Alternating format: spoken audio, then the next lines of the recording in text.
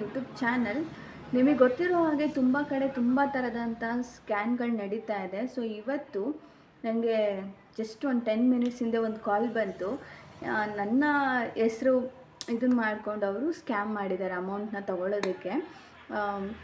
ನನ್ನ ಹೆಸರಲ್ಲಿ ಅಮೌಂಟು ಇದಾಗೋ ಥರ ಅವ್ರಿಗೆ ಮಾಡೋದಕ್ಕೆ ಟ್ರೈ ಮಾಡಿದ್ದಾರೆ. ಏನಪ್ಪ ವಿಷಯ ಅಂತಲೂ ನಿಮ್ಮ ಜೊತೆ ಶೇರ್ ಮಾಡ್ತೀನಿ. ಸೊ ತುಂಬಾ ಈಗಿಂದ ಇದರಲ್ಲಿ ತುಂಬಾ ಹುಷಾರಾಗಿರಬೇಕು ಅಂತಲೇ ಹೇಳ್ಬೋದು. ಈ ಸ್ಕ್ಯಾಮು ಅದು ಇದು ಅಂತ ಏನಂದರೆ ಎಲ್ಲರಿಗೂ ದುಡ್ಡಿನ ಅವಶ್ಯಕತೆ ಇದ್ದೇ ಇರುತ್ತೆ. ಹಾಗಂತ ಈ ಥರ ಎಲ್ಲ ಮಾಡಿ ಇನ್ನೊಬ್ಬರು ಏನೋ ಒಂದಕ್ಕೆ ಅಂತ ಇಟ್ಕೊಂಡಿರ್ತಾರೆ, ಅದನ್ನು ಇನ್ನೊಂದಕ್ಕೆ ಬಳಸ್ಕೊಳ್ಳೋದು ತಪ್ಪು ಅಂತಲೇ ಹೇಳ್ಬೋದು. ಯಾಕಂದರೆ ಎಲ್ಲರೂ ಕಷ್ಟಪಟ್ಟು ದುಡ್ದಿರ್ತಾರೆ, ಯಾರಿಗೂ ಸುಮ್ಮನೆ ಬಿಟ್ಟು ಅಂತೂ ಬಂದಿರಲ್ಲ. ಅದನ್ನು ಫಸ್ಟ್ ಈ ಸ್ಕ್ಯಾಮ್ ಮಾಡ್ತಾರಲ್ಲ ಅವ್ರು ಅರ್ಥ ಮಾಡ್ಕೊಬೇಕು. ಏನಪ್ಪ ನನ್ನ ಹೆಸರಲ್ಲಿ ಸ್ಕ್ಯಾಮ್ ಆಗಿದೆ ಅಂತ ಅಂದರೆ, ಇವಾಗ ನಿಮಗೆ ಗೊತ್ತಿರೋ ಹಾಗೆ ಇನ್ಸ್ಟಾಗ್ರಾಮ್ ಪೇಜ್ಗಳಲ್ಲೆಲ್ಲ ತುಂಬ ಜನ ಬಿಸ್ನೆಸ್ನ ಮಾಡ್ತಾಯಿರ್ತಾರೆ. ಸೊ ಸ್ಮಾಲ್ ಬಿಸ್ನೆಸ್ ಇಲ್ಲ ಮಾಡಿರ್ತಾರೆ, ಅವ್ರದ್ದೆಲ್ಲ ಒಂದೊಂದು ಗ್ರೂಪ್ಗಳಂತಲೂ ಮಾಡ್ಕೊಂಡಿರ್ತಾರೆ ವಾಟ್ಸಪ್ಪಲ್ಲಿ. ಸೊ ಹೀಗೆ ಒಬ್ಬರು ಮ್ಯಾಮ್ದು ಅವ್ರದ್ದೊಂದು ಪ್ರಾಡಕ್ಟ್ಸ್ದು ಮತ್ತು ತುಂಬ ವಾಟ್ಸಪ್ ಗ್ರೂಪ್ ಇದೆ. ಅದರಲ್ಲಿ ಒಬ್ಬರು ನಂಬರ್ಗೆ ನಾನು ಟ್ರೂ ಕಾಲರ್ ಇವಾಗ ಚೆಕ್ ಮಾಡ್ತಾರಲ್ಲ, ನಂಬರ್ಗೆ ಟ್ರೂ ಕಾಲರಲ್ಲಿ ಹೆಸರುಗಳು ಗೊತ್ತಾಗುತ್ತೆ ಅಲ್ವಾ. ಅವ್ರೇನು ಮಾಡಿದ್ದಾರೆ ಅಂತ ಅಂದರೆ, ಈ ಸ್ಕ್ಯಾಮ್ ಮಾಡ್ತಾ ಇರೋರು ನನ್ನ ಚಾನಲ್ ಹೆಸರನ್ನು ಹಾಕ್ಕೊಂಡಿದ್ದಾರೆ. ಅನು ಗೌಡ ವ್ಲಾಗ್ಸ್ ಚಾನಲ್ ಹೆಸರು ಈ ಥರ ಹಾಕ್ಕೊಂಡಿದ್ದಾರೆ, ನನ್ನ ಹೆಸರದು. ಆದರೆ ಅವರೆಲ್ಲೂ ನನ್ನ ಹೆಸರನ್ನ ಹೇಳಿಲ್ಲ. ಯಾಕೆ ನನ್ನ ಹೆಸರು ಹೇಳಿಲ್ಲ ಅಂದರೆ, ಅವರು ಯಾರ ಹೆಸರು ಹೇಳಿಬಿಟ್ಟು ಈ ಥರ ಸ್ಕ್ಯಾಮ್ ಮಾಡೋಕ್ಕೆ ಹೊರಟಿದ್ದಾರೆ ಅಂದರೆ, ಇವಾಗ ಒಂದು ಬಿಸ್ನೆಸ್ ಓನರ್ ಇರ್ತಾರಲ್ಲ, ಅವರು ಕ್ಲೈಂಟ್ಸ್ಗಳ ಜೊತೆ ಮಾತಾಡಿದ್ದಾರೆ ಆ್ಯಂಡ್ ವಾಟ್ಸಪ್ ಗ್ರೂಪಲ್ಲೆಲ್ಲ ಇದ್ದಾರೆ.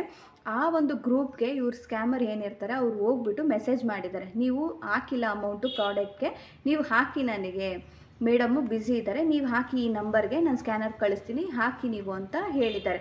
ಸೊ ಅವರು ಈ ಥರ 3-4 ಜನಕ್ಕೆ ವಾಟ್ಸಪ್ ಗ್ರೂಪಲ್ಲಿ ಅವರ ಒಂದು ಏನಿರ್ತಲ್ಲ ಪ್ರಾಡಕ್ಟ್ದು ಆ ಒಂದು ಗ್ರೂಪಲ್ಲಿ ಆ ಥರ ಮೆಸೇಜ್ ಒಂದು 3 ಜನಕ್ಕೆ ಬಂದು ಇದನ್ನು ಚೆಕ್ ಮಾಡಿ ಮೇಡಮ್ ಅಂತ ಯಾರು ಓನರ್ ಇರ್ತಾರೆ ಅವ್ರಿಗೆ ಹೇಳಿದ್ದಾರೆ. ಅವರು ಬಂದು ಚೆಕ್ ಮಾಡಿದಾಗ ಗೊತ್ತಾಗಿದೆ ಟ್ರೂ ಕಾಲರಲ್ಲೆಲ್ಲ ನನ್ನ ಒಂದು ಚಾನಲ್ ಹೆಸರಿದೆ. ಅಂದರೆ ಅನು ಗೌಡ ಕನ್ನಡ ವ್ಲಾಗ್ಸ್ ಇನ್ ಕನ್ನಡ ಅಂತ ಹೇಳ್ಬಿಟ್ಟು ಅವರು ಟ್ರೂ ಕಾಲರಲ್ಲಿ ನನ್ನ ಹೆಸರು ಇದ್ದಿದ್ದರಿಂದ ಅವ್ರೇನು ಅಂದ್ಕೊಂಡಿದ್ದಾರೆ, ನನ್ನನ್ನು ಹುಡುಕಿದ್ದಾರೆ. ಅವರು ನನ್ನ ಚಾನಲ್ದು ಮತ್ತು ಇನ್ಸ್ಟಾಗ್ರಾಮ್ದೆಲ್ಲ ಹುಡುಕಿ ಅಂದರೆ ಅವ್ರಿಗೆ ಗೊತ್ತಿದೆ ನಾವು ಮಾಡಿರಲ್ಲ ಈ ಥರದ್ದೆಲ್ಲ ಅಂತ. ಅವರು ಹುಡುಕಿ ಡೀಟೇಲ್ಸ್ನ ನೋಡಿದ್ದಾರೆ. ನಂದು ಕೂಡ ಇನ್ಸ್ಟಾಗ್ರಾಮಲ್ಲಿ ಮತ್ತು ಇದರಲ್ಲೆಲ್ಲ ಅಂದರೆ ನಾನು ನಂಬರೆಲ್ಲ ಹಾಕಿದ್ದೆ ಅಲ್ವಾ, ನನ್ನ ಒಂದು ಇದರಿಂದ ಇದರಿಂದ ಮೇಕೋವರ್ ಬಿಸ್ನೆಸ್ ಇದರಿಂದ ನಂಬರ್ ಹಾಕಿದ್ದೆ ಅಲ್ವಾ. ಹಾಗಾಗಿ ಇವ್ರು ಮಾಡಿರೋಕ್ಕೆ ಸಾಧ್ಯ ಇಲ್ಲ. ಯಾವುದಕ್ಕೂ ಇವ್ರಿಗೆ ಈ ವಿಷಯ ಗೊತ್ತಿದೆಯೋ ಇಲ್ವೋ, ಈ ಥರ ಅವ್ರ ಹೆಸರು ಚಾನಲ್ದೆಲ್ಲ ಬಳಸ್ಕೊಂಡಿದ್ದಾರೆ ಅಂತ ಅಂದ್ಬಿಟ್ಟು ಅವ್ರು ನನಗೆ ಇವತ್ತು ಕಾಲ್ ಮಾಡಿ ಹೇಳಿದರು ಈ ಥರ ಎಲ್ಲ ಆಗಿದೆ. ಅದು ಚಾನಲ್ದು ಅನು ಗೌಡ ವ್ಲಾಗ್ಸ್ ಇನ್ ಕನ್ನಡ ಅಂತ ಹೇಳ್ಬಿಟ್ಟು ಇದೆ ಚಾನಲ್ ಹೆಸರು ಅಂತ ಹೇಳಿದ್ರು. ಆ್ಯಂಡ್ ಸ್ಕ್ರೀನ್ಶಾಟ್ ಎಲ್ಲ ಕಳಿಸಿದ್ರು ನನಗೆ. ನಾನು ನೋಡಿ ಶಾಕ್ ಆಗೋದೆ. ಆದರೆ ಅವರೆಲ್ಲೂ ಬಾಯಿ ಬಿಟ್ಟು ಹೆಸರು ಹೇಳಿಲ್ಲ, ನನ್ನ ಹೆಸರು ಹೇಳಿಲ್ಲ ಅನು ಗೌಡ ಅಂತ. ಅದು ಚಾನಲ್ ಹೆಸರಿದೆ. ಅವರೇನು ಅಂದ್ಕೊಂಡು ಅವರು ಓನರ್ಸ್ ಏನಿದ್ದಾರೆ ನಮ್ಮ ಮೇಲೆ ತಿರುಗಲಿ ಅಂತ ಹೇಳ್ಬಿಟ್ಟು, ಅಂದರೆ ಇವಾಗ ಯೂಟ್ಯೂಬ್ ಚಾನಲ್ ಯಾರ್ಯಾರಿದೆ ಅಲ್ವಾ ಅವ್ರ ಮೇಲೆ ಇಂಪ್ರೆಷನ್ ಬರಲಿ, ಇವರೇ ಮಾಡಿರ್ಬೋದು, ಇವ್ರ ಕೈಲೇ ಮಾಡಿಸಿರ್ತಾರೆ ಅನ್ನೋ ಥರ ಬರಲಿ ಅಂತ, ಅಂದರೆ ಬ್ಯಾಡ್ ಇಂಪ್ರೆಷನ್ ಬರೋ ಥರ ಅವರು ಮಾಡಿದ್ದಾರೆ. ತುಂಬ ಕಷ್ಟಪಟ್ಟು ನಾವೇನೋ ಒಂದು ಸೋಷಿಯಲ್ ಮೀಡ್ಯಾದಲ್ಲಿ ಮಾಡ್ತಾ ಇರ್ತೀವಿ, ಎಲ್ಲರಿಗೂ ಕಷ್ಟ ಇರುತ್ತೆ. ಆ್ಯಂಡ್ ಎಲ್ಲರಿಗೂ ಒಂದು ಅರ್ನಿಂಗ್ಸ್ ಅಂತ ಮಾಡೋದಕ್ಕೋಸ್ಕರನೇ ಒಂದು ಸೋಷಿಯಲ್ ಮೀಡಿಯಾನ ಪ್ಲ್ಯಾಟ್ಫಾರ್ಮ್ನ ಯೂಸ್ ಮಾಡ್ಕೊಂಡಿರ್ತಾರೆ. ಯಾರು ಆ ಥರ ನೆಗೆಟಿವಾಗಿ ಯೂಸ್ ಮಾಡ್ಕೊಳ್ಳಲ್ಲ, ಎಲ್ಲ ಪಾಸಿಟಿವಾಗಿ ಯೂಸ್ ಮಾಡ್ಕೋತಾ ಇದ್ದಾರೆ. ಎಷ್ಟೋ ಜನ ಅವ್ರ ಕುಟುಂಬನ ತುಂಬ ಚೆನ್ನಾಗಿ ಇದನ್ನು ಮಾಡ್ಕೊಂಡಿದ್ದಾರೆ, ತುಂಬ ಚೆನ್ನಾಗಿ ಹೋಗ್ತಾ ಇದ್ದಾರೆ, ಅವ್ರ ಜೀವನನೇ ತುಂಬ ಚೆನ್ನಾಗಾಗಿದೆ. ಹಾಗಾಗಿ ಅವರ ಒಂದು ಇದನ್ನ ಹೆಸರಿಟ್ಕೊಂಡು ಅವರ ಒಂದು ಹೆಸರಿಗೆ ಕಳಂಕ ತರಬೇಡಿ. ಅವರು ಅದನ್ನೇ ಹೇಳಿದ್ರು ನನಗೆ, ಆ ಹೆಸರನ್ನ ಬಳಸ್ಕೊಂಡು ನಿಮ್ಮ ಹೆಸರನ್ನ ಬೇಕಾ ಕೆಟ್ಟ ಹೆಸರು ಥರ ಮಾಡೋ ಥರನೇ ಇದ್ದಾರೆ, ನಾವೆಲ್ಲ ಇನ್ವೆಸ್ಟಿಗೇಷನ್ ಮಾಡಿದ ಮೇಲೆ ಅಂತ. ಸೊ ಅವ್ರು ನನಗೆ ನಂಬರ್ ಕೂಡ ಕಳಿಸ್ಕೊಟ್ರು. ಆ ನಂಬರ್ಗೆ ನಾನು ಕಾಲ್ ಮಾಡಿ ಕೇಳಿದೆ, ಯಾಕೆ ಈ ಥರ ಅಮೌಂಟ್ದೆಲ್ಲ ಇದು ಮಾಡ್ತಾಯಿದ್ದೀರಾ, ಪೊಲೀಸ್ ಕಂಪ್ಲೇಂಟ್ ಕೊಡಬೇಕಾ ಅಂದಿದ್ದ ತಕ್ಷಣವೇ ಜೆಂಟ್ಸ್ ವಾಯ್ಸ್ ಕೇಳಿಸ್ತು, ಆಮೇಲೆ ಲೇಡೀಸ್ ವಾಯ್ಸ್ ಕೇಳಿಸ್ತು. ಹಂಗೆ ಕಟ್ ಮಾಡಿಬಿಟ್ರು ಫೋನ್ನ. ಅದಾದಮೇಲೆ ಟ್ರೈ ಮಾಡಿದ್ರು, ಸ್ವಿಚ್ ಆಫ್ ಅಂತ ಬರ್ತಾಯಿದೆ. ಸೊ ಈ ಥರ ನಮ್ಮ ಬಾಯಿ ಬಿಟ್ಟು ಅವರು ನಮ್ಮ ಹೆಸರುಗಳನ್ನ ಹೇಳಿಲ್ಲ ಅಂದರೂ ಈ ಥರ ಯಾವುದೋ ರೀತಿಯಲ್ಲಿ ನಮ್ಮ ಒಂದು ಹೆಸರುಗಳನ್ನ ಬಳಸ್ಕೊಂಡು ಒಂದು ಬ್ಯಾಡ್ ಇಂಪ್ರೆಷನ್ನ ಕ್ರಿಯೇಟ್ ಮಾಡೋಕ್ಕೆ ಟ್ರೈ ಮಾಡ್ತಾರೆ. ನಾನೇನು ಹೇಳ್ತೀನಿ ಅಂದರೆ, ನಂದೊಂದು ಬಿಸ್ನೆಸ್ ಅಂತ ಏನಿದೆ ಅಲ್ವಾ, ಇವಾಗ ಮೇಕೋವರ್ ಅಂತ ನಾನು ಮಾಡ್ತಾಯಿದ್ದೀನಿ. ಆ ಒಂದು ನಂಬರ್ನ ನಾನು ನಿಮ್ಮ ಜೊತೆ ಶೇರ್ ಮಾಡ್ಕೊಂಡಿದ್ದೀನಿ, ಯೂಟ್ಯೂಬಲ್ಲೂ ಶೇರ್ ಮಾಡ್ಕೊಂಡಿದ್ದೀನಿ, ಇನ್ಸ್ಟಾಗ್ರಾಮ್ ಪೇಜಲ್ಲೂ ಕೂಡ ನಂದು 2 ಚಾನಲಲ್ಲೂ ಕೂಡ ಇದೆ ಆ ನಂಬರು. ಸೊ ಹಾಗಾಗಿ ನೀವು ಆ ನಂಬರ್ಗೆ ನೀವು ಕಾಲ್ ಮಾಡಿದ್ರು, ಮೆಸೇಜ್ ಮಾಡಿದ್ರು, ನಾನೇ ರಿಸೀವ್ ಮಾಡಿದ್ರು. ಇನ್ಯಾರೂ ರಿಸೀವ್ ಮಾಡೋಲ್ಲ, ಇನ್ಯಾರೂ ಇಲ್ಲ, ಅಸಿಸ್ಟೆನ್ಸ್ ಆಗಲಿ ಅದು ಇದು ಯಾರೂ ಇಲ್ಲ. ನಾನೇ ರಿಸೀವ್ ಮಾಡೋದು ಆ್ಯಂಡ್ ನಾನೇ ಮಾತಾಡೋದು ಆ್ಯಂಡ್ ನಾನೇ ಆರ್ಡ್ರ್ಗಳ್ನ ತೊಗೊಳ್ಳೋದು. ಕ್ಯಾನ್ಸಲ್ ಆದರೂ ನಾನೇ ಮಾಡಿಸ್ಕೊಳ್ಳೋದು. ಪ್ರತಿಯೊಂದು ಅಮೌಂಟದು ಪ್ರತಿಯೊಂದು ನನ್ನದೇ ಇದ್ದಿರುತ್ತೆ, ಕೈ ಮಾತ್ರ ಇನ್ಯಾರ್ದು ಇರೋಲ್ಲ. ಸೊ ನನ್ನ ಹತ್ರ ಇರೋದು ಅದೊಂದೇ ನಂಬರ್, ಬಿಸ್ನೆಸ್ ಅಕೌಂಟ್ ನಂಬರ್ ಅಂತ ಹೇಳ್ಬಿಟ್ಟು ಅದೊಂದೇ ಇರೋದು. ಸೊ ಆ ನಂಬರು ನಂದು ನೀವು ನನಗೆ ಬೇಕಾದ್ರೆ ಕಾಲ್ ಮಾಡಿ ಮೆಸೇಜ್ ಮಾಡಿ ಏನು ಬೇಕಾದ್ರೆ ಎಂಕ್ವೈರಿ ಮಾಡ್ಬೋದು. ಅದು ಬಿಟ್ಟು ನಿಮಗೆ ನನ್ನ ಹೆಸರು ಹೇಳ್ಕೊಂಡು ಇಲ್ಲ ನನ್ನ ಥರ ಈ ಥರ ಟ್ರೂ ಕಾಲರಲ್ಲೆಲ್ಲ ಹೆಸರು ಚೇಂಜ್ ಮಾಡ್ಕೊಂಡು ಈ ಥರ ಯಾರಾದರೂ ನಿಮಗೆ ಅಮೌಂಟ್ ವಿಷಯದಾಗಿರ್ಬೋದು ಯಾವುದೇ ರೀತಿಯಾದಂಥ ವಿಷಯದ ಬಗ್ಗೆ ನಿಮಗೆ ಕಾಲ್ ಮಾಡಿ ಇದನ್ನು ಮಾಡ್ತಾ ಇದ್ದಾರೆ ಅಂದರೆ ಸ್ವಲ್ಪ ಕೇರ್ಫುಲ್ ಆಗಿರಿ ಅಂತಲೇ ಹೇಳೋಕ್ಕೆ ಇಷ್ಟಪಡ್ತೀನಿ. ಈ ಥರ ಯಾವುದೇ ರೀತಿಯಾದಂಥ ಕಾಲ್ಸು ಮೆಸೇಜು ಅಮೌಂಟ್ ರಿಲೇಟೆಡ್ ಏನೇ ಬಂದ್ರೂ ನಿಜವಾಗ್ಲೂ ಅದನ್ನು ನೀವೇ ಆ್ಯಕ್ಷನ್ನ ತೊಗೊಳ್ಳಿ. ಇಲ್ಲ ನಮಗೆ ಪೊಲೀಸ್ ಕಂಪ್ಲೇಂಟ್ ಕೊಡ್ತೀವಿ ಇಲ್ಲ ಏನಾದರೂ ಒಂದು ಆ್ಯಕ್ಷನ್ನ ತೊಗೊಳ್ಳಿ. ಆದರೆ ಸುಮ್ಮನೆ ಮಾತ್ರ ಯಾರಿಗೂ ಅಮೌಂಟ್ನ ಕಳ್ಸೋದಕ್ಕೆ ಹೋಗಬೇಡಿ. ಯಾಕಂದರೆ ನಾವು ಆ ಥರ ಮಾಡೋದಕ್ಕೆ ಚಾನ್ಸ್ ಇಲ್ಲ. ಯಾವುದನ್ನು ಸುಮ್ಮನೆ ಯಾರೂ ಕಷ್ಟಪಟ್ಟು ಸಂಪಾದನೆನ ಸುಮ್ಮನೆ ಯಾರಿಗೂ ಇನ್ನೊಬ್ಬರಿಗೆ ಹಾಗೇ ಕೊಡೋದು ತಪ್ಪು. ಹಾಗಾಗಿ ನಿಮ್ಗೆ ಯಾವುದೇ ಥರ ಕಾಲ್ಸ್ ಬಂದರೂ ಮೆಸೇಜ್ ಬಂದರೂ ಕೂಡ 100 ಸತಿ ಯೋಚನೆ ಮಾಡಿ. ಒಂದು ಸತಿ ನಿಮಗೆ ಅನ್ನಿಸ್ಲಿಲ್ವಾ ಬ್ಲಾಕ್ ಮಾಡಿ. ಇನ್ನೊಂದು ಸತಿ ಅವ್ರು ಬೇರೆ ನಂಬರಿಂದ ಮಾಡಿದ್ರೆ ಇವಾಗ ತುಂಬಾ ಇದೆ ಕಂಪ್ಲೇಂಟ್ ಕೊಡೋದು. ಆ ಥರ ಮಾಡ್ಕೊಳ್ಳಿ. ನಿಜವಾಗ್ಲೂ ನಮ್ಮ ಕಡೆಯಿಂದ ಅದು ನನ್ನ ಹೆಸರು ಯಾವುದಾದ್ರೂ ಈ ಥರ ಬಂದರೆ ನಿಜವಾಗ್ಲೂ ನನಗೂ ಕೂಡ ಇನ್ಫಾರ್ಮ್ ಮಾಡಿ. ನಾನು ಕೂಡ ನಿಮಗೆ ಮುಂದೆ ಆಗೋರಿಗೆಲ್ಲ ಇನ್ಫಾರ್ಮೇಷನ್ ಆದರೂ ಕೊಡೋಕ್ಕಾಗುತ್ತೆ. ಆ್ಯಂಡ್ ನನಗೆ ಇವತ್ತು ಬೆಳಗ್ಗೆ ಶಾಕ್ ಅಂತಲೇ ಹೇಳ್ಬೋದು. ಹಾಗಾಗಿ ಇವತ್ತು ಒಂದು ಬ್ಲಾಗ್ ಜೊತೆಗೆ ಇದನ್ನು ಆ್ಯಡ್ ಮಾಡ್ತಾಯಿದ್ದೀನಿ. ಈ ಥರ ಸ್ಕ್ಯಾಮ್ಗಳು ತುಂಬಾ ಆಗುತ್ತೆ. ತುಂಬ ಬೇರೆ ಬೇರೆ ರೀತಿಲೆಲ್ಲ ಆಗುತ್ತೆ. ನಾವು TV ಫೋನಲ್ಲೆಲ್ಲ ನೋಡ್ತಾ ಇರ್ತೀವಿ. ಸೊ ಇವಾಗೇನೆಂದರೆ ಈ ಸೋಷಿಯಲ್ ಮೀಡ್ಯಾದಲ್ಲಿರೋರ ಹೆಸರುಗಳು ತಗೋಬಿಡ್ತಾರೆ, ಹೇಳೋಕ್ಕಾಗಲ್ಲ. ಯಾಕಂದರೆ ನಾವು ಕೆಲವೊಂದಿಷ್ಟು ಪ್ರಮೋಷನ್ಸು ಅದು ಇದು ಮಾಡ್ತಾ ಇರ್ತೀವಿ.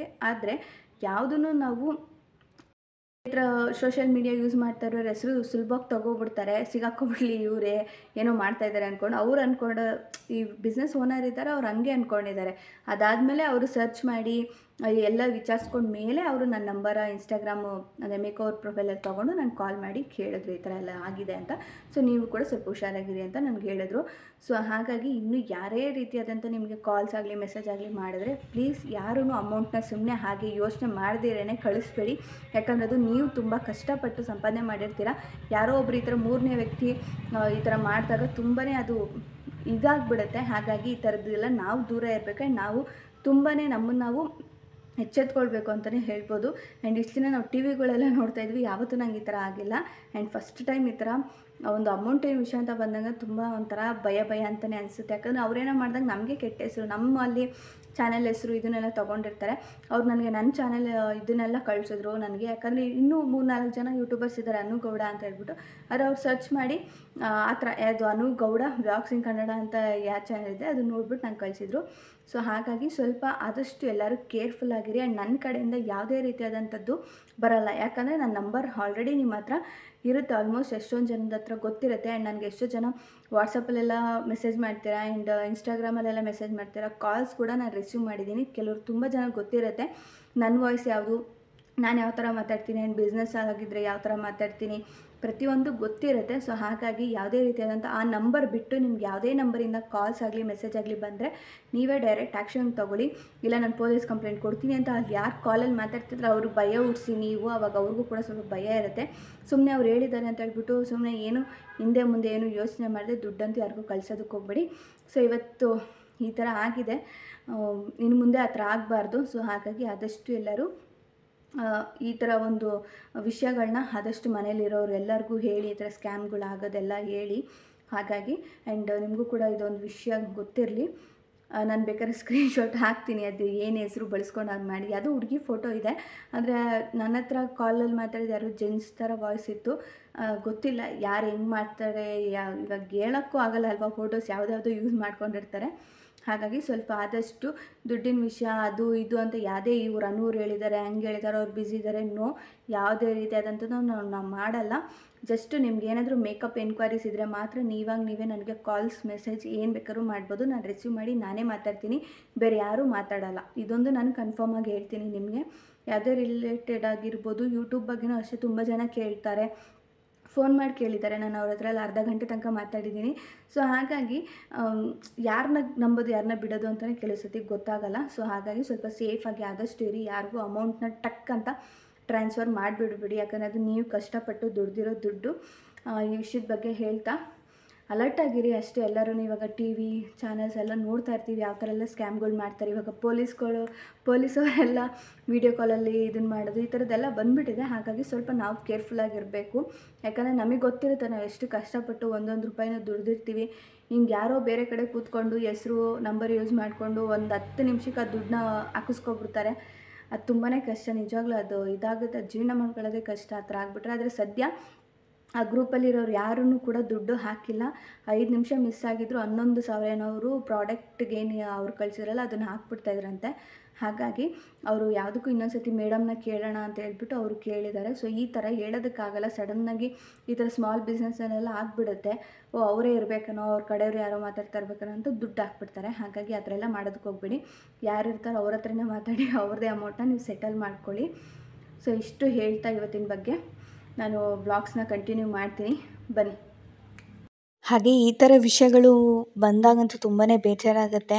ಏನೂ ಮಾಡೋದಕ್ಕಾಗಲ್ಲ, ಆದರೆ ನಾವು ಸ್ವಲ್ಪ ಸೇಫಾಗಿರಬೇಕು ಅಷ್ಟೇ.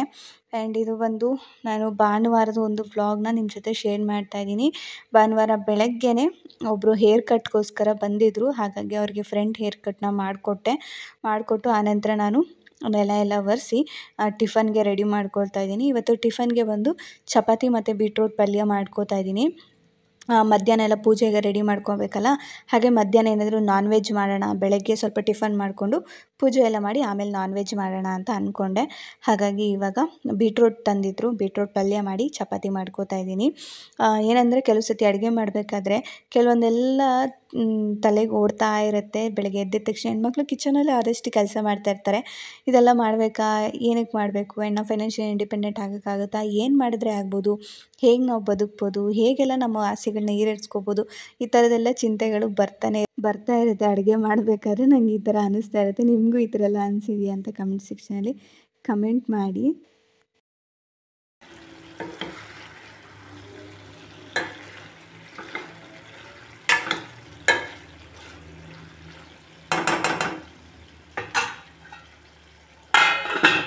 ಆದರೂ ನಾವು ಚಿಂತೆ ಮಾಡಬೇಕಾಗಿರೋದು ಯಾವುದೋ ಆಗಿದ್ರ ಬಗ್ಗೆನೋ ಇಲ್ಲ ಮುಂದೆ ಆಗೋದ್ರ ಬಗ್ಗೆನೋ ಅಲ್ಲ. ಇವಾಗ ಏನಾಗಬೇಕು ಅದ್ರ ಬಗ್ಗೆ ನಾವು ಯೋಚನೆ ಮಾಡಬೇಕು. ಆ್ಯಂಡ್ ನನ್ನ ಕೈಲಿ ಏನಾಗುತ್ತೆ ಅಂತ ಯೋಚನೆ ಮಾಡಬೇಕು.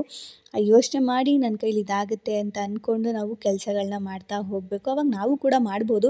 ಆ್ಯಂಡ್ ನನಗೆ ಒಬ್ಬರು ಕಮೆಂಟ್ ಮಾಡಿದರು, ತುಂಬ ಕಷ್ಟಪಡ್ತಾ ಇದ್ದೀನಿ, ನಾನು ಕೆಲಸಗಳು ಮಾಡ್ತಾಯಿದ್ದೀನಿ, ಕಲಿತಾ ಇದ್ದೀನಿ, ಅರ್ನಿಂಗ್ಸ್ನು 100, 200 ಮಾಡ್ತಾಯಿದ್ದೀನಿ, ನಿಮ್ಮನ್ನು ನೋಡಿದ್ರೆ ತುಂಬ ಖುಷಿಯಾಗುತ್ತೆ ಅಂತ. ಸೊ ಹಾಗಿರಬೇಕು ಹೆಣ್ಮಕ್ಳು. ನೀವೇನೋ ಒಂದು ಮನೆಗೆ ಮದುವೆ ಆಗಿದ್ದೀರಾ, ಓಕೆ, ನಿಮ್ಮ ಪ್ರಾಬ್ಲಮ್ಸ್ ಆಯಿತು, ಏನೋ ಒಂದು ಆಯಿತು, ಸರಿ ಓಕೆ, ಅದನ್ನು ಅಲ್ಲೇ ಸ್ಟಾಪ್ ಮಾಡಿ ಮುಂದೆ ಎಳ್ಕೊಂಡು ಹೋಗಬೇಡಿ ಆ ಪ್ರಾಬ್ಲಮ್ಸ್ನೇ. ಅಯ್ಯೋ ನನಗೆ ಹಿಂಗೆ ಆಗೋಯ್ತಯ್ಯ, ಅಯ್ಯೋ ನಂಗೆ ಹಿಂಗೆ ಆಗೋಯ್ತಲ್ಲ, ನನಗೆ ಯಾರೂ ಹೆಲ್ಪ್ ಮಾಡಲಿಲ್ಲ, ಯಾರೂ ಸಪೋರ್ಟ್ ಮಾಡಲಿಲ್ಲ, ನನಗೆ ಅವತ್ತು ಯಾರಾದರೂ ಒಬ್ಬರು ನಿಂತ್ಕೊಂಡು ಸಪೋರ್ಟ್ ಮಾಡೋರು ಇದ್ದಿದ್ರೆ ನಂಗೆ ಈ ಥರ ಎಲ್ಲ ಆಗ್ತಾ ಇರಲಿಲ್ಲ, ಈ ಥರದ್ದೆಲ್ಲ ಅಂದ್ಕೊಳ್ಳೋದು ಬಿಟ್ಬಿಟ್ಟು ನಮ್ಮ ಜೀವನ ಏನಿದೆ ಅಲ್ವಾ, ಈಗಿನ ಕ್ಷಣ ಏನಿದೆ ಅಲ್ವಾ, ಅದ್ರನ್ನ ಜೀವನನ ಮಾಡಬೇಕು ಅಷ್ಟೇ. ಯಾರೋ ಬಗ್ಗೆ ನಾವು ಅವ್ರು ಮಾಡಲಿಲ್ಲ ಇವ್ರು ಮಾಡಲಿಲ್ಲ ಅಂತ ಅಂದ್ಕೊಂಡು ತಲೆ ಕೆಡಿಸ್ಕೋಬಾರ್ದು. ನಮ್ಮ ಕೈಲಿ ಏನಾಗುತ್ತೆ ಅದನ್ನು ನಾವು ಮಾಡಬೇಕು. ಆವಾಗಲೇ ನಾವೊಂದು ಏನೋ ಒಂದು ದೊಡ್ಡದಾಗಿ ಸಾಧನೆ ಮಾಡೋಕ್ಕಾಗಿಲ್ಲ ಅಂದರೆ ಅಷ್ಟೇ ನಮ್ಮ ಮನೆ ಮಟ್ಟಿಗೆ ಇಲ್ಲ ನಮ್ಮ ಮನೆ ಇದರಲ್ಲಿ ಮಟ್ಟಿಗಾದರೂ ನಾವೇನೋ ಒಂದು ಮಾಡ್ಬೋದು ಅಲ್ವಾ. ಹಾಗಾಗಿ ಹೆಣ್ಮಕ್ಳು ಆದಷ್ಟು ಏನಾದರೂ ಕೆಲಸಗಳನ್ನ ಕಲಿತು ಅದರಲ್ಲೇ ಅರ್ನಿಂಗ್ಸ್ನ ಮಾಡ್ಕೊಳ್ಳೋದನ್ನು ಮಾಡ್ತಾಯಿರಿ. ಆ್ಯಂಡ್ ಫೈನಾನ್ಷಿಯಲ್ ಇಂಡಿಪೆಂಡೆಂಟ್ ನೀವು ಆಗಲೇಬೇಕು. ಯಾಕೆಂದರೆ ನೀವೇನೋ ಒಂದು ಇಷ್ಟಪಡ್ತೀರಾ ಅಂದರೆ ಅದು ನೀವು ತೊಗೊಳ್ಳೋ ಥರ ಆಗಬೇಕು. ಆದರೆ ಕೈ ಚಾಚಿ ತೊಗೊಳ್ಳೋ ಥರ ಆಗಬಾರ್ದು, ಕೈ ಎತ್ತಿ ನೀವು ಕೊಟ್ಟು ತೊಗೊಳ್ಳೋ ಥರ ಆಗಬೇಕು. ಆ ಥರ ಆಗಿ ಎಲ್ಲರ ಕೈಲೂ ಆಗೇ ಆಗುತ್ತೆ. ಆದಷ್ಟು ಮೋಟಿವ್ ಆಗಿರೋದಕ್ಕೆ ಟ್ರೈ ಮಾಡಿ. ಬೆಳಗ್ಗೆ ಆ್ಯಂಡ್ ಸಂಜೆ ನಿಮಗೆ ದಿನ ಪೂರ್ತಿ ಮೋಟಿವ್ ಆಗಿರೋ ಥರನೇ ನೀವು ಇರಿ. ಹಾಗೆ ನಾನು ಬೆಳಗ್ಗೆ ಟಿಫನ್ ಎಲ್ಲ ಮುಗಿಸ್ಬಿಟ್ಟು ನಾನು ಆರ್ಡ್ರ್ ಮಾಡಿದ್ದೆ ಮೀಶೋದಲ್ಲಿ. ಅದು ಶೂ ರ್ಯಾಕ್ ಆರ್ಡ್ರ್ ಮಾಡಿದ್ದೆ ಚಿಕ್ಕದು. ಹಾಗಾಗಿ ಈಚೆಗಡೆ ಎಲ್ಲ ನಂದು ಹೀಲ್ಸ್ ಅದು ಇದು ಎಲ್ಲ ಅಪ್ಪುದಂತೂ ಚಲ್ಲಾಪಿಲ್ಲಿ ಆಗಿಬಿಟ್ಟಿತ್ತು. ಹಾಗಾಗಿ ನಾನು ಎಲ್ಲ ಕವರಲ್ಲಿ ಕಟ್ಬಿಟ್ಟು ಎತ್ತಿಟ್ಟಿದ್ದೆ. ಆದರೆ ನಂಗೆ ಅರ್ಜೆಂಟ್ ಎಲ್ಲದಕ್ಕೂ ಹೋಗಬೇಕು ಅಂದರೆ ಹಾಕ್ಕೊಳ್ಳೋದಕ್ಕೆ ಆಗ್ತಿರಲಿಲ್ಲ. ಮನೆ ಹತ್ರ ಯಾವ್ದು ಹಾಕೋದೋ ಅದನ್ನೇ ಹಾಕ್ಕೊಂಡು ಓಡೋಗ್ಬಿಡ್ತಾ ಇದ್ದೆ. ಹಾಗಾಗಿ ಸರಿ ಆಯಿತು ಇರು ನೋಡ್ಬಿಟ್ಟು ತರಿಸೋಣ ಅಂತ ಹೇಳ್ಬಿಟ್ಟು ಮೀಶೋದಲ್ಲೇ ಒಂದು ಚಿಕ್ಕದು ಒಂದು 3 to 4 ಸ್ಟೆಪ್ ಬರುತ್ತೆ, ಆ ಥರದ್ದು ನಾನು ತರಿಸಿದೆ. ಸೊ ಅದು ಕೂಡ ಬಂತು.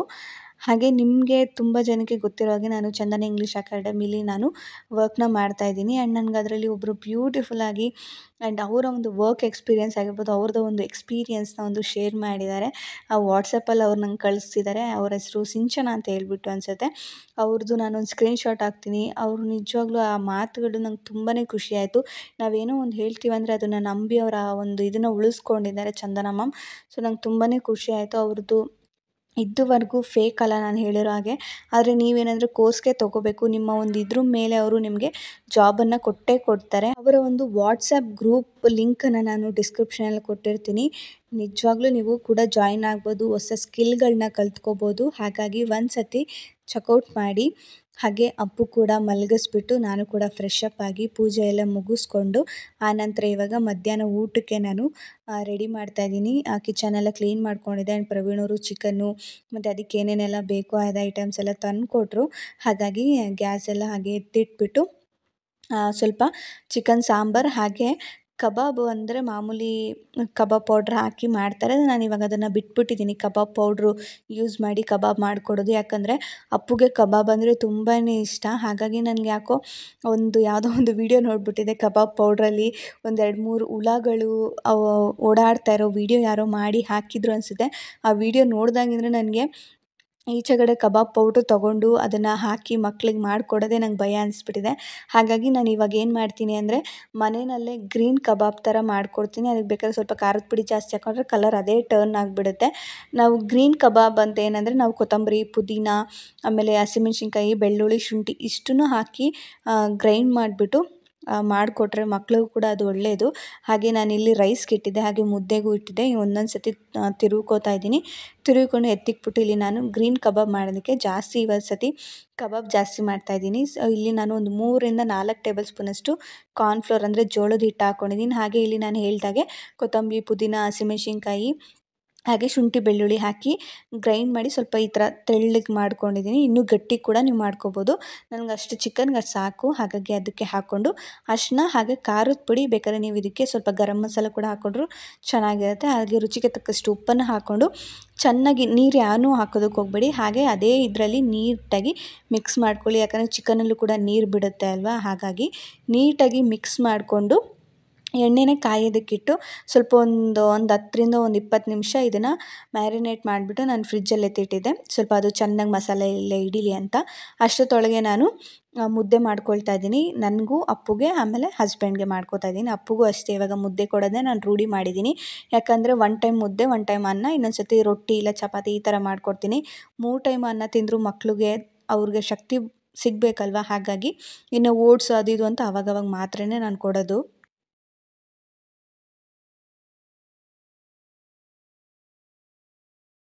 ಚಿಕನ್ ಸಾಂಬಾರು ಕೂಡ ರೆಡಿ ಆಯಿತು, ಮುದ್ದೆ ಆಯಿತು, ರೈಸ್ ಕೂಡ ಆಯಿತು. ಲಾಸ್ಟಿಗೆ ನಾನೇನು ಕಲಸಿಟ್ಟಿದ್ದೆ ಅಲ್ವಾ ಗ್ರೀನ್ ಕಬಾಬ್, ಅದನ್ನು ಇವಾಗ ಎಣ್ಣೆ ಕಾದ ಮೇಲೆ ಹಾಕ್ಕೊಳ್ತಾ ಇದ್ದೀನಿ.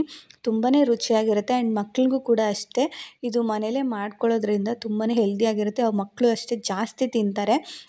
ಆ್ಯಂಡ್ ಅಪ್ಪುಗೆ ಇವಾಗ ಇದು ತುಂಬಾ ಫೇವ್ರೇಟ್ ಆಗಿಬಿಟ್ಟಿದೆ. ಅವನೇ ಒಂದು 10-15 ಪೀಸ್ ತಿಂತಾನೆ. ಇವಾಗ ಅವನೇ ಅದನ್ನು ಬಿಡಿಸ್ಕೊಂಡು ತಿಂತಾನೆ. ಹಾಗಾಗಿ ನನಗಿವಾಗ ಕಬಾಬ್ ಪೌಡ್ರ್ ಯೂಸ್ ಮಾಡ್ದೇನೆ ಈ ಥರ ಮಾಡಿಕೊಟ್ಟು ತಿನ್ಸೋದಕ್ಕೆ ಟ್ರೈ ಮಾಡ್ತೀನಿ.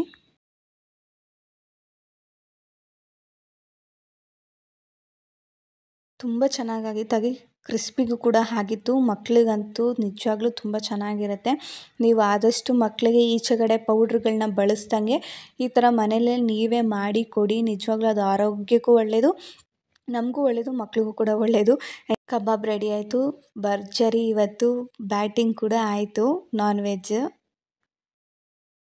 ಪೂಜೆ ಎಲ್ಲ ಆಯಿತು ಆ್ಯಂಡ್ ಅಡುಗೆ ಕೂಡ ಆಯಿತು. ಇವಾಗ ಊಟ ಮಾಡಿ ಆ್ಯಂಡ್ ಬೆಳಗ್ಗೆ ಒಂದು ಪಾರ್ಸಲ್ ಬಂದಿತ್ತಲ್ಲ, ಅದು ಬಂದು ನಾನು ಶೂ ರ್ಯಾಕ್ ಇದನ್ನು ತರಿಸಿದ್ದೆ.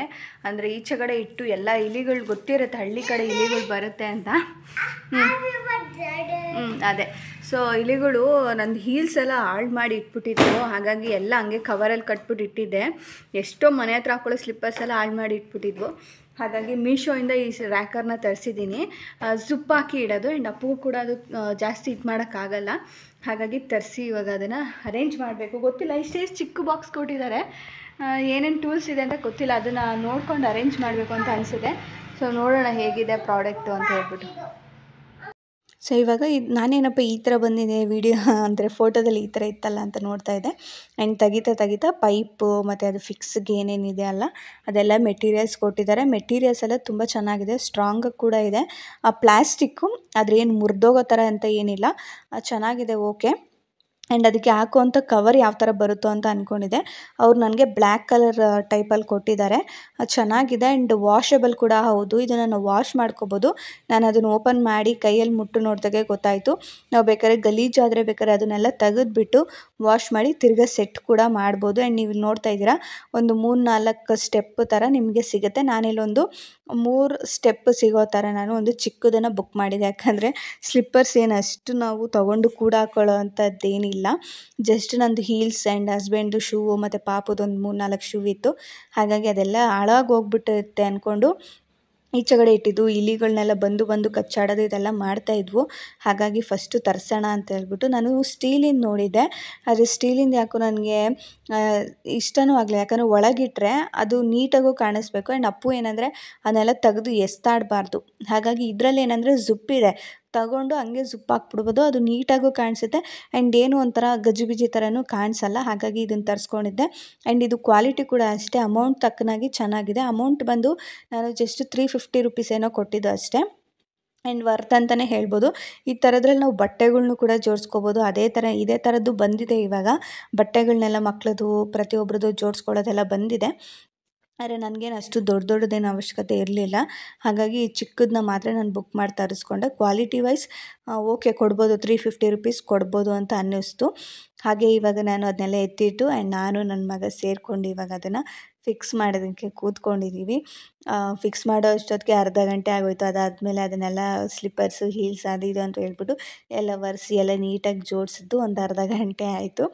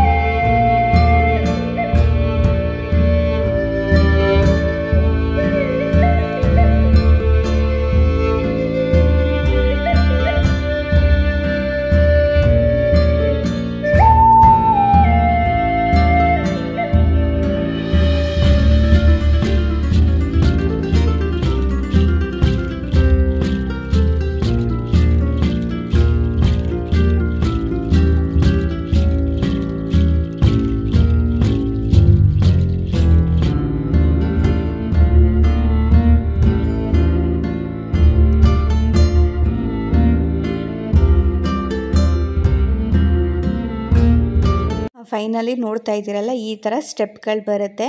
ಮಧ್ಯದಲ್ಲಿ 3 ರೋ ಇರುತ್ತೆ, ಕೆಳಗೆ ಒಂದು ಆ್ಯಂಡ್ ಮೇಲ್ಗಡೆ ಒಂದು ಇದೆ.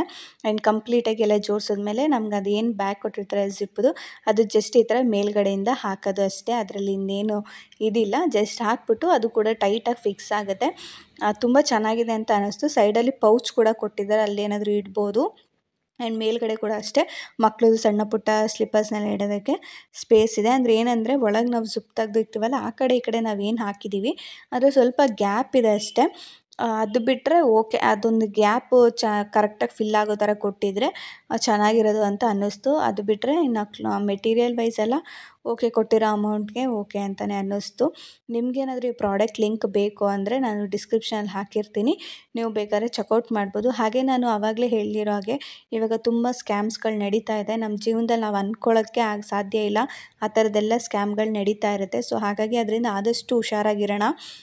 ಆ್ಯಂಡ್ ಇನ್ನೊಬ್ಬರು ಹೆಸ್ರು ಹೇಳ್ಕೊಂಡು ಯಾರೇ ನಿಮ್ಮ ಹತ್ರ ಬಂದ್ರೂ ಫಸ್ಟ್ ಅದ್ರ ಬಗ್ಗೆ ನೀವು ಡೀಟೇಲಾಗಿ ತಿಳ್ಕೊಳ್ಳಿ, ಮಾಹಿತಿನ ತಿಳ್ಕೊಂಡು ಅದು ಸ್ವಂತ ನಿಮ್ಮ ಫ್ಯಾಮಿಲಿ ರಿಲೇಟಿವ್ಸ್ ಯಾರಾದರೂ ಪರವಾಗಿಲ್ಲ ಆಗಿದ್ರೂ ಫಸ್ಟು ನೀಟಾಗಿ ತಿಳ್ಕೊಂಡು ಅವ್ರ ಹತ್ರ ಕಾಲ್ ಮಾಡಿ ಎಲ್ಲ ವಿಚಾರಿಸಿ ಆಮೇಲೆ ನೀವು ಏನೊಂದು ಅಮೌಂಟ್ ಆಗಿರ್ಬೋದು, ಇನ್ನೊಂದೇ ಮತ್ತೊಂದು ನೀವು ಕೊಡೋದಾದರೆ ಕೊಡಿ. ಹಾಗಾಗಿ ಇದೊಂದು ಎಲ್ಲರೂ ನಿಮ್ಮ ಮನೆ ಮಕ್ಳಿಗಾಗಿರ್ಬೋದು, ದೊಡ್ಡವ್ರಿಗಾಗಿರ್ಬೋದು, ಹಿರಿಯರಿಗಾಗಿರ್ಬೋದು ಇದನ್ನು ಆದಷ್ಟು ಹೇಳಿ. ಫೋನಲ್ಲಿ ಲಿಂಕ್ ಕ್ಲಿಕ್ ಮಾಡೋದು, OTP ಹೇಳಿಬಿಡೋದು ಆ್ಯಂಡ್ ಕಾಲ್ ಮಾಡಿದ ತಕ್ಷಣ ಅವ್ರಿಗೆ ಹೀಗಾಗಿದೆ ಇವ್ರಿಗೆ ಹೀಗಾಗಿದೆ ಅಮೌಂಟ್ ಕಳಿಸಿ ಅನ್ನೋದು ಆ್ಯಂಡ್ ಈ ಥರ ಒಬ್ಬರು ಸೋಷಲ್ ಮೀಡಿಯಾದಲ್ಲಿ ಇರೋರ ಹೆಸ್ರು ಹೇಳ್ಕೊಂಡು ಮಾಡೋದು. ಆದಷ್ಟು ಕೇರ್ಫುಲ್ ಆಗಿರಿ ಅಂತ ಹೇಳ್ತಾ ಆ್ಯಂಡ್ ಇವತ್ತಿನ ವ್ಲಾಗ್ನ ನಾನು ಇಲ್ಲಿ ಎಂಡ್ ಮಾಡ್ತಾಯಿದ್ದೀನಿ ಆ್ಯಂಡ್ ಸಿಗ್ತೀನಿ ಮುಂದಿನ ವೀಡಿಯೋದಲ್ಲಿ. ಆದಷ್ಟು ಎಲ್ಲರೂ ಕೇರ್ಫುಲ್ ಆಗಿರಿ. ಹಾಗೆ ಈ ವಿಡಿಯೋ ಇಷ್ಟ ಆಗಿರೋ ಚಾನಲ್ನ ಸಬ್ಸ್ಕ್ರೈಬ್ ಮಾಡ್ಕೊಳ್ಳಿ, ಮರಿದಂಗೆ ಬೆಲ್ ಬಟನ್ನ ಕ್ಲಿಕ್ ಮಾಡಿ. Thank you for watching.